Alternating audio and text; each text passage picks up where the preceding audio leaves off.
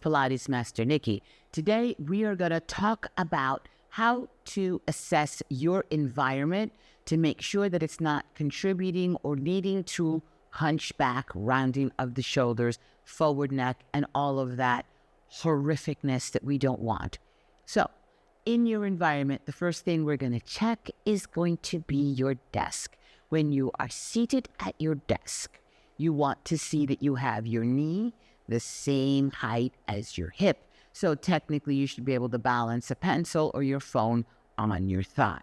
Then, with your elbows in a bend and your hands on the keyboard, you should try to have your elbow and your hand at the same height. Try not to have the hand higher. If anything, a little bit lower is okay, but 90 to 120 degrees, 120 is past 90? Okay, is acceptable. So that when you're seated, your shoulders are far from your ears. Then, see that your monitor is in front of you. Sometimes you have 2 or 3 monitors, as some people have. Put whichever one you spend most time on directly in front of you so that you're not working with your head slightly turned. Your keyboard should not be so far from you. Sometimes you may have a piece of a document in front of you and you're typing like this. You're like this all day. So try to have the keyboard close and have your documents on the side. And yes, alternate sides, or better yet, get a little stand. They make those little stands that you could put right there close to the monitor so that you can just use your eyes to check your work and keep typing and watching your monitor. Okay, so that's your desk. Another part to look at is your car. When you're seated in your car, again, the knee and hip height should be level. Try not to have that seat so high that the knee is lower or so low, some of those sports cars that you're driving and those knees are way up here. Your steering wheel height should be ideally right about sternum height. Try not to have that steering wheel high. Some of us that are petite, put a pillow or something under your butt so that you can lift yourself up if you've maxed out the adjustment of your steering wheel. Then the other thing in your car to pay attention to is your actual seat position. So as you're seated, if your seat is too reclined back, it'll round you. If your seat is too straight, like at an L90, sometimes it turns to hunch you forward.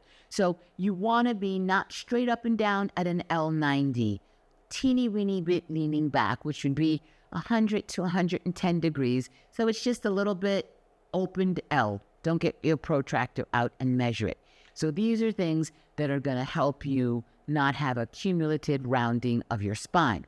Your sofa also, I'm sure it needs to be comfortable, which is great, but make sure that you don't have a sofa that rounds you, that you sink into, and that your head comes totally forward. If you have that, you may want to put a little pillow in your upper back or your mid-back area so it holds you a little bit straighter if you're seated for more than half an hour at a time. Like, what movie is 30 minutes? I know. And what was the last thing that we were looking at here? Yes, your bed pillow. So, your head ideally wants to be in the same line as the back of your upper back, which would be here, right? So you're sleeping, and sometimes your pillow is too high, and you're sleeping on your back, picture it, and your pillow is so thick that it has pushed your head forward. In the perfect world, where I have green eyes and I'm 5'9", you should be sleeping with a little tiny arch pillow under your neck, but we sleep on our side and we're rolling all over the place, so that's not ideal.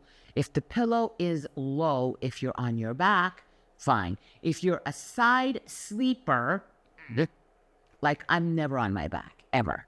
I have a pillow that is high enough, it's soft, so that when I lay down, my head is straight and it's not so flat that my head is doing this, and it's not so high that my head is doing this because it's a high pillow. So you need to assess if you're more a side sleeper or a back sleeper. If you're sleeping on your belly, oh, aren't you cute? It's difficult, I know, to alternate. You may always sleep with your head turned to the left or to the right. Try to alternate.